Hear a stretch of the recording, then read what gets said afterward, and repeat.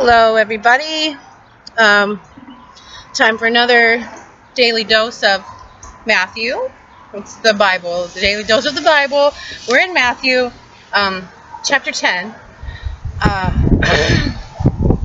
So Jesus is out there ministering to the people, still kind of trying to keep it a little bit on the down low, a little bit. He's telling people don't share what I just did. He healed some people from leprosy a couple chapters ago, and he says, now just go, don't go do your sacrifice, don't tell anyone what I've done for you. And I think he's still trying to buy himself time. He feels like as soon as he starts to get big, it's all going to end, basically. And he does not want to stop serving us. He doesn't want to leave without, he wants to, no stone unturned, or no ear having not heard. I'm pretty sure, he being the gospel, he is the gospel, and that means that he has so much compassion for us, and when he's here with us, he just wants to heal as many as he can. He wants as many people as can hear his words of love. And maybe he didn't quite know exactly from his death. I'm pretty sure he knew that as soon as he got famous enough, as soon as he was of enough renown, enough people following him, he probably knew that they would try to kill him because of taking their power, excuse me. And saying that the old ways were not the way to be saved. So, starting Matthew 10, Jesus has just, discussed.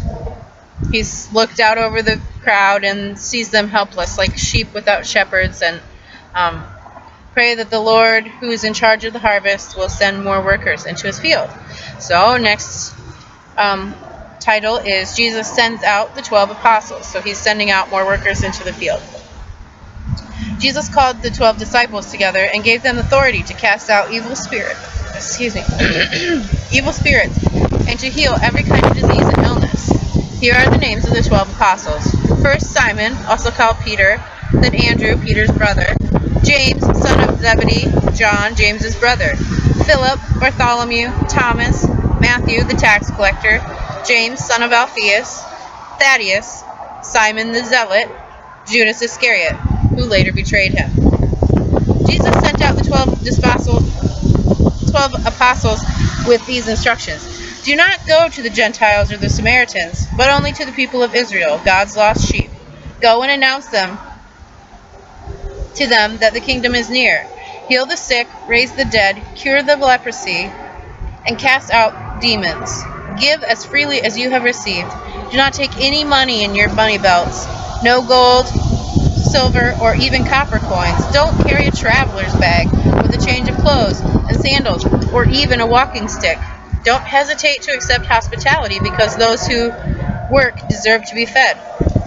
When you enter a city or village, search for a worthy person to stay in his home until you leave the town.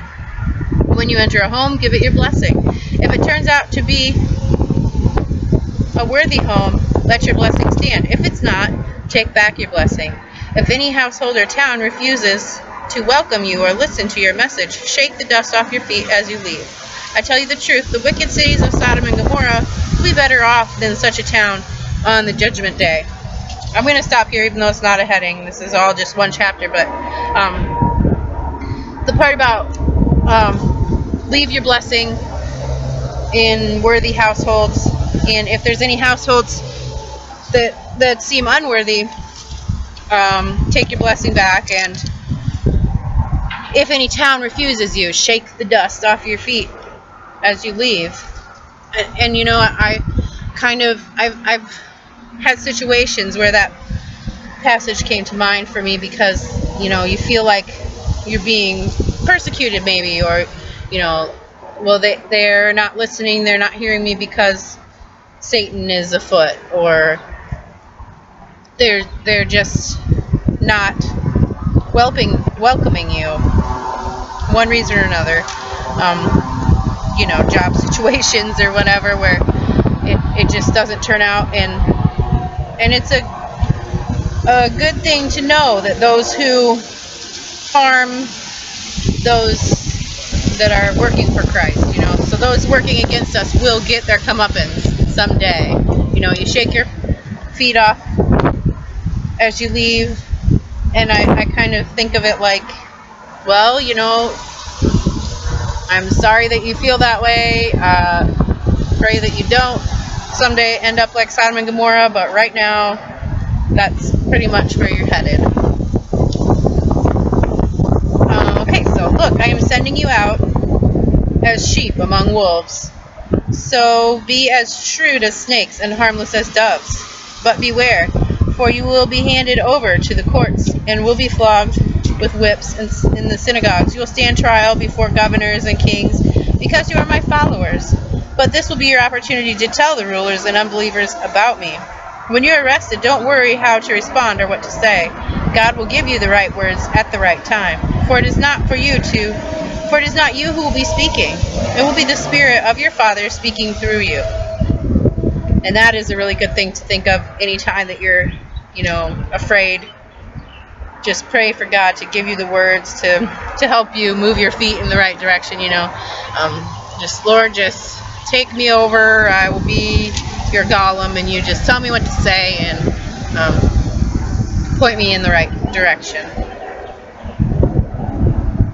A brother will betray his brother to death, and a father will betray his own child, and children will rebel against their parents and cause them to be killed. And all the nations will hate you because you are my followers. But everyone who endures to the end will be saved. When you endure to the end, when you are persecuted in one town, flee to the next. I tell you the truth, the Son of Man will return before you have reached all the towns of Israel.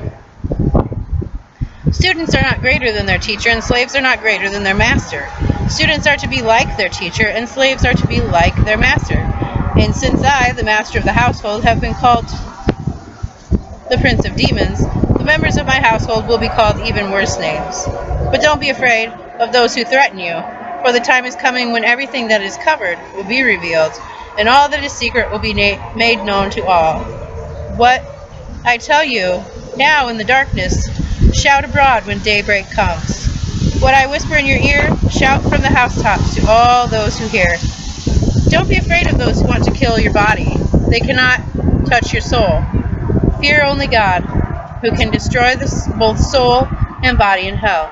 What is the price of 2 sparrows? 1 copper coin? But not a single sparrow can fall to the ground without your Father knowing it. And the very hairs of your head are numbered. So don't be afraid. You are more valuable to God than a whole flock of sparrows. And isn't that the truth? God takes such great care of all these animals. Are just so well equipped to live where He has put them. And he will give you the same resources. He will help you to find what you need and lead you in the right direction. Just like a sparrow, they're hungry. They have the senses and they use them. That's what God wants to do for you. He obviously cares more about people than sparrows, and He's not gonna let a sparrow fall without Him knowing. So He's certainly going to watch out for you. Everyone who acknowledges me publicly here on earth, I will also acknowledge before my Father in heaven. But everyone who denies me here on earth, I will also deny before my Father in heaven. Don't imagine that I came to bring peace to the earth. I came not to bring peace, but a sword. I have come to set a man against his father, a daughter against her mother, and a daughter-in-law against her mother-in-law. Your enemies will be right in your own household. Now that doesn't sound very nice. He's not saying that he wants to cause war. He does know, though, that a man against his father, a daughter against her mother. There's going to be believers who have no one else. You know, your family maybe doesn't believe. Maybe your spouse doesn't believe. Maybe your grandfather hates Christians. You know, anything like that. It does tear up households, you know. Unfortunately, we are creatures who can't just necessarily agree all the time, and when we disagree, sometimes we choose to cut each other out of our lives. And sad but true that, you know, these kinds of things can really cause family rifts, especially religion. That's one of the huge, you know, religion and politics split families apart. If you love your father or mother more than you love me, you're not worthy of being mine. Or if you love your son or daughter more than me, you're not worthy of being mine. If you refuse to take up your cross and follow me, you are not worthy of being mine. If you cling to your life, you will lose it. But if you give up your life to me, you will find it. Anyone who receives you receives me, and anyone who receives me receives the Father who sent me. If you receive a prophet as one who speaks for God, you will be given the same reward as a prophet.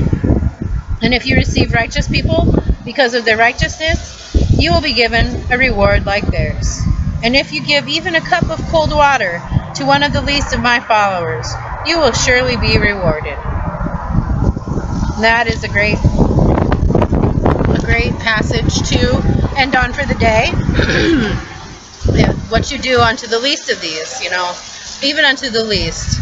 So that, you know, it's very inspiring to me to just try harder every day to make a difference for one person once a day, one random act of kindness, or, you know, maybe it will give you the opportunity to share Christ. You never know whose souls are going to be in your hands, and you should never assume that you know more than God. I mean, obviously, right?